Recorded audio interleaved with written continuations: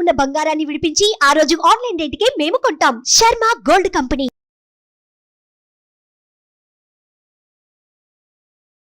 Hi, welcome to our channel. ఈ రోజు మనతో పాటు ఉన్నారు ఆది పరాశక్తి పీఠ స్థాపకులు స్వామి ఓం స్వరూప్ గారు. మానస స్వరూపం, హిమాలయాలు, ఎన్నో సుప్రసిద్ధమైన క్షేత్రాలు దర్శిస్తూ భక్తి సేవా మార్గాలను విశ్వవ్యాప్తి చేయడమే వీరి లక్ష్యంగా ముందుకెళ్తున్నారు. నమస్కారం గురుగారు.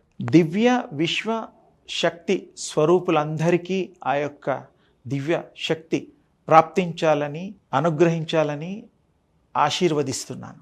వితంతు ఎదురొస్తే కొంతమంది ముఖ్యమైన పనులకు వెళ్ళే వాళ్ళు కూడా ఆ పనిని విరమించుకుంటారు.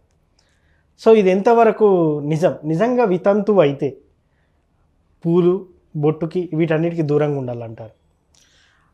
అది వితంతువు అనే తల్లులకి పుట్టుకతోనే ఆ భగవంతుడి యొక్క అనుగ్రహంతో, అమ్మవారి అనుగ్రహంతో పువ్వులు, బొట్టు, కాటుక, గాజులు, రంగురంగుల బట్టలు వేసుకునే అర్హత ఉన్నది. పెళ్ళి అనేటువంటిది మధ్యలో జరిగింది. ఆ మధ్యలో ఏదో అనివార్య కారణాల వల్ల వాళ్ళు వితంతులుగా అవ్వచ్చు. వాళ్ళు పుట్టుకతో వచ్చేవి ఏ వస్తువులు విడనాడడానికి వీల్లేదు. వాళ్ళు అలాగే ఉండొచ్చు, ఏమీ ఇబ్బంది లేదు. అదేవిధంగా కొంతమంది కొన్ని శుభకార్యాలు చేసేటప్పుడు కూడా వాళ్ళని పిలవకుండా ఉంటారు. సో అది వాళ్ళని బాధ పెట్టడమే కానీ వాళ్ళని సమస్థాయిలో వాళ్ళని ఇలా దూరం పెట్టడం భావ్యం కాదు. సుహాసిని పూజలలో కూడా చాలామంది వితంతువులకి కొంతమందికి బొట్టు పెట్టకపోవడంలో కూడా చేస్తూ ఉంటారు. వాళ్ళని గౌరవించండి, స్త్రీమూర్తులను గౌరవించండి, అంతేగాని అవమానించకండి. ఏమి అశుభాలు జరగవు. అది అపశకునంగా భావిస్తాం. అపశకునం కూడా కాదు. పిల్లి అడ్డం వస్తే అని, ఇంకేవో అడ్డం వస్తే అని, అవి అడ్డం వస్తాయి. అవి దాని సహజం. నువ్వు పిలవలేదు కదా, దానంతలో అది వస్తుంది పోతుంది. మీరు దాన్ని పర్టికులర్గా శకునం కింద మాత్రం తీసుకోకండి. ఒకవేళ నిజంగా మనం ఏదైనా ముఖ్యమైన పని మీద వెళ్ళేటప్పుడు వితంతు ఎదురొస్తే ఆ పనిలో ఆటంకాలు జరుగుతాయా? నాకు తెలిసి జరగవు. అవి ఏమి ఇబ్బంది. ఒక తల్లి భావన చేయండి. మీ తల్లి ఆశీర్వదించడానికి వస్తున్నట్టు ఎందుకు అనుకోకూడదు? మీరు తల్లి భావన చెయ్యండి. మీ తల్లే వచ్చిందనుకోండి. కొంతమంది తల్లులు వాళ్ళ ఇంట్లో వితంతులు ఉంటారు, వితంతులు కూడా పిల్లలు ఉంటారు. మరి వాళ్ళు అమ్మ నాకు ఎదురు రావద్దని అంటాడా బాబు? అనగలడా? అన్నాడు. తల్లి మంచి చేస్తుంది కానీ చెడు చేయదు కదా. అలా తీసుకోవాలి మనం. సో కొంతమంది దీని కారణంగానే, అంటే ఈవిడని పిలిచిన కారణంగానే అపశకునం జరిగింది అని భావిస్తుంటారు. అది వాళ్ళ భావం మాత్రమే, వాళ్ళ థాట్ మాత్రమే. దాన్ని ఏ విధంగా చూడొచ్చు? అలా ఏం జరగదు. ఒక మనిషి వచ్చితేనే చెడు జరిగితే, ఇలా మంచి వాళ్ళ దగ్గరికి వెళ్ళంగానే చెడు కనుక వాళ్ళకి జరిగితే, చెడు జరిగే వాళ్ళ దగ్గరికి కూడా వాళ్ళని పంపిస్తే వాళ్ళకి కూడా చెడు జరగాలి కదా. అలా ఏం జరగదు కదా. అంటే మనకి ఏం జరగాలో ముందే రాసి పెట్టుంటుందా మరి? ఏం ప్రకారం అంటే ఏం జరగాలో ఏం చెయ్యాలో వాళ్ళే ఆత్మ నిర్ణయించుకుంటుంది పూర్వజన్మలో. అవి అర్ధాంతరంగా ముగిడియంతో నెక్స్ట్ బర్త్లో అవి చేస్తారు. ఓకే. అసలు మీకు కోరిక లేకపోతే జన్మనే ఉండదు.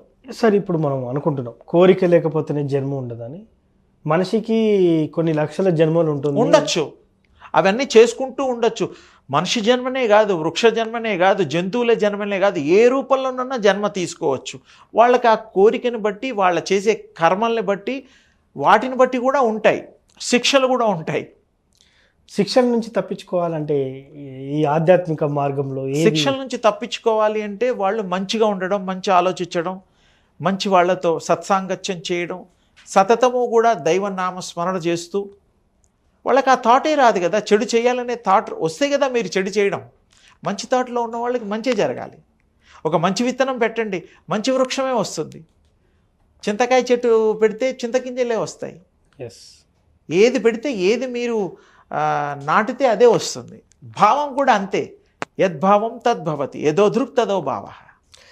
ఈ వితంతు గురించి మాట్లాడుకునే క్రమంలో స్వామీజీ ఇంకొక ప్రశ్న. పెళ్ళై ఒక 3-4 సంవత్సరాలు అయిన పిల్లలు లేని వాళ్ళు కొంతమంది ఉంటారు. సో వాళ్ళని కూడా శుభకార్యాలకు పిలువరు. సో దీన్ని ఏ విధంగా చూడొచ్చు? అది అంటే ఇప్పుడు ఈ దైనందిక జీవితంలో పిల్లలు అనేటువంటిది ప్లానింగ్ ప్రకారం కంటున్నారు. ఉద్యోగాలు చేస్తున్నారు ఆడవాళ్ళు, మగవాళ్ళు. వాళ్ళ ఒక ప్లాన్ ప్రకారంగా 2 ఏళ్ళు 3 ఏళ్ళు ఆగుదాం అనుకుంటున్నారు. వాళ్ళు ఆ విధంగా వాళ్ళ స్వవిషయం, స్వప్లానింగ్ అది. అందుకని వాళ్ళని పిలవకపోవడం అనేది ఒకప్పుడు ఉండేది. వాళ్ళకి ఆ పూర్వకాలంలో ఆ పద్ధతులు వేరు, అప్పటికి ఇప్పటికి మొత్తం మారిపోయింది. ఇప్పుడు మనం దేన్ని పాటించాలనేది మనమే నిర్ణయించుకోవాలి. ఇప్పుడు ఆ పూర్వకాలంలో అలా ఉండేవాళ్ళు నేను ఇలా ఉండాలి అంటే కుదరదు. ఈ సమాజంలో ఈ ప్రపంచంలో ఇప్పుడు ఎలా బ్రతకాలో ఆ విధంగానే బ్రతకాలి. సో ఇప్పుడు వాళ్ళు కూడా పిల్లలు లేని వారు కూడా రావచ్చు, శుభకార్యాల్లో పాల్గొనవచ్చు, చాలా మంది దండం పెట్టుకోవచ్చు, వచ్చి మాకు మంచి సంతానం కలగాలి అని అమ్మవారికో అయ్యవారికో దండం పెట్టుకోవచ్చు, తప్పు లేదు. అంటే అది ఒకరింట్లో ఫంక్షన్ జరిగినప్పుడు కూడా ఈ గొడ్రాలు అని చెప్పేసి అంటారు ఊళ్ళలో అంటారు అంటారు. అనేవాళ్ళు. ఇప్పుడు ఏమీ పట్టించుకోవడం లేదు కదా. ఇప్పుడు ఈ సమాజంలో ఎవరు పట్టించుకోవడం లేదు. ఒకప్పుడు పట్టించుకునేవారు, అనేవారు. ఇప్పుడు అందుకని ఆ టైంని మనం కంపేర్ చేయకండి.